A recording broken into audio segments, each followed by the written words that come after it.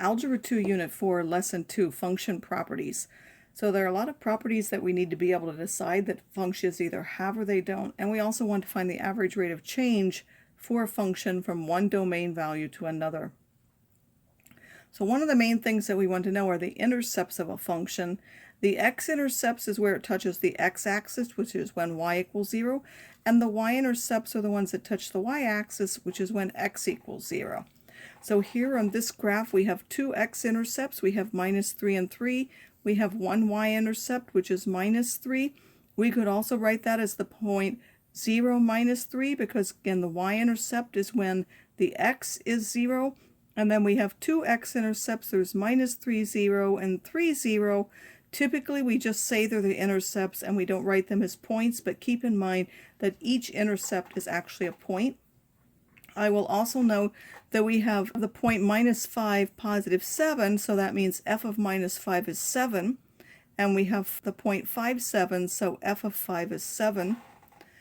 And we also know that the domain of this function is continuous because the points are connected. Functions can be either increasing or decreasing on part of their domain. It doesn't have to be on the whole domain. So you're going to go from left to right and look what it's like. If it looks like it's going downhill in a part, that means it's decreasing there. So in this part, this function is decreasing, and then from this part, it's increasing. We want to tell someone the domain intervals or the x intervals on which that's happening. Well, this is decreasing for anything which is to the left of 0, which are the x's less than 0. And then it's increasing for the x's which are bigger than 0, which is the right half of our graph. Constant will be flat areas. There are no x values for which this function is constant. We also have functions are positive and negative on different parts of their domain.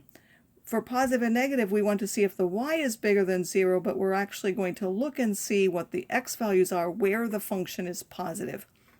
Again, positive will mean above the x-axis. Negative, of course, is below the x-axis, meaning the y value there is negative. And zeros are the place where it actually touches the x-axis, which again are the x-intercepts. So they're also called zeros, and x-intercepts are the same thing.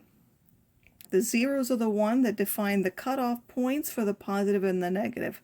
So this is -3 and 3 are the zeros.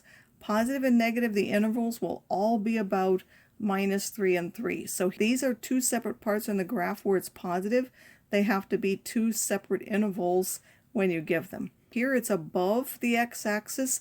That's to the left of -3. So those are the x's less than -3. Here we have 3, that's to the right of 3, that's x bigger than 3. The negative is everything in this section, which is now between -3 and 3, and we know from compound inequalities that that's from -3 less than x less than 3. Relative minimum and maximum are a place where it's the smallest y value in at least a small area. So in this particular area, this point has the smallest y value of anything around it. This point is called a relative minimum. There will be a relative minimum at a valley like that or at a peak, and then there will be a relative maximum at either a hump or a peak that goes this way. To identify where one occurs, you give the maximum value and then you say it's at a particular x value. So for this one, there's a minimum of y equals -3, and it's at x equals 0. End behavior is what happens as we go to -infinity and infinity for the function. For this one, as we go for the x's to the -infinity, this y value is going up to +infinity. As x is going to +infinity, the y value is going up to +infinity. Sometimes we will denote that just by the arrows and show that it's going up and up on the two sides. We have different types of symmetry. The two main types that we're interested in are symmetric across the y-axis and symmetric around the origin. If we have symmetric around the y-axis, the right half can be folded over the y-axis and it will perfectly match with the left half, which means that at any particular x, however high up that is, for the -x, it has to be at the same height, so those two function values are the same. That's called an even function. So if I take f of minus x and it gives me the same as f of x, that's an even function, and the graph will be symmetric around the y-axis. Symmetric around the origin is whatever the right side is, if I turn it upside down, that will match the left side. Or you can say if you rotate it 180, the two sides will match. So it will look the same right side up as it does upside down. The two parts of your right side and your left side will match, but one is flipped from the other. And in this case, whatever you have, say, at 3, at minus 3, you'll have the opposite of that. So if at 3 goes through 20, as it looks here, then minus 3 will go through minus 20. If I had 1 at minus 8, then negative 1 would be at positive 8. So they're going to be switched. That's what this means. F of the opposite of x is going to be the opposite of f of x. That's called an odd function. So anytime we have this is an odd function, and the graph will be symmetric around the origin. For our graph up here, what did we have? We had that graph is symmetric across the y-axis, and it's an even function.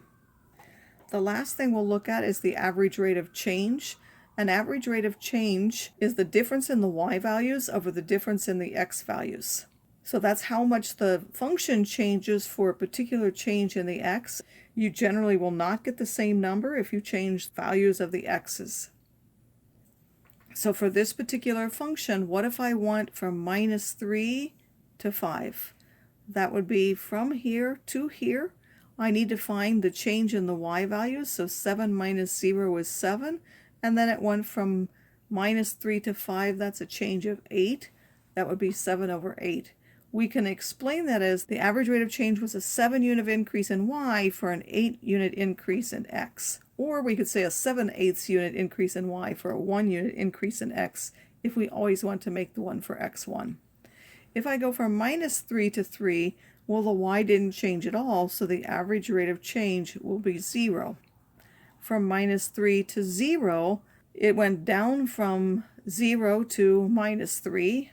So the top will be a change of minus 3 if you like, and then the x's went a positive 3. Minus 3 over 3 will give you minus 1 as the average rate of change, meaning there was an average rate of change of 1 unit decrease in y for a 1 unit increase in x. The decrease because this is a negative number. So now we'll look at an entire function again through everything just to go through those points.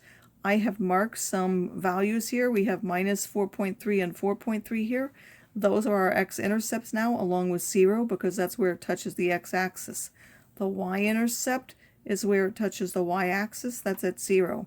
Where is it increasing? Well, it's going up here. This is increasing.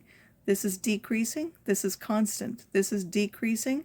This is constant. This is decreasing. This is increasing. Again, increasing as we go from left to right if it's uphill or downhill. Uphill, downhill, flat, downhill, flat, downhill, uphill. So now where is that increasing? Well, at minus 3 is a change point for that. It's increasing to the left of minus 3. That's for the x is less than minus 3. The other point that it's increasing at was here. This change point is at 3. Those were the values to the right of 3. That's for x bigger than 3. We have decreasing in this part, which is in between minus 3 and minus 2. It has 2 change points, so it's in between those. It's also from minus 1 until 1 it was decreasing. Again, that's in between those two values because it's in that section between there. And then we also have from 2 to 3, it will be decreasing there. So the x's that are between 2 and 3. Whereas at constant, that's this flat area and this flat area. Again, the x's would be between minus 2 and minus 1, and then between 1 and 2. So we have these intervals. Where is it positive? So here I've shown the positive section here and here. There are 2 of them. We need to write 2 separate intervals. We have 2 negative sections. There will be 2 intervals as well. Each section on the graph has to have a different interval for it. This one is in between that minus 4.3 and the 0. So that's where it's positive, between minus 4.3 and 0. And then here's 4.3, and that's to the right of that. So those are the x's bigger than 4.3. For the negative, we have a minus 4.3, and it's to the left of that. So that's x is less than minus 4.3. And then we have the section between 0 and the positive 4.3, which is 0 less than x less than 4.3. Where are their relative minimum at? Well, there's a relative minimum here, and there's a relative maximum here. So this relative minimum, the smallest value there is a -4, and it happens at x equals 3. And then there's a relative maximum of 4, and it happens at x equals -3. The end behavior is, as x goes to -infinity, it's going down. As x goes to +infinity, it's going up. So we could write that with arrows, or we could write it with in this way, telling as we go from x to -infinity, y goes to -infinity. This function looks the same right side up as upside down, so that's symmetric about the origin, and that's an odd function.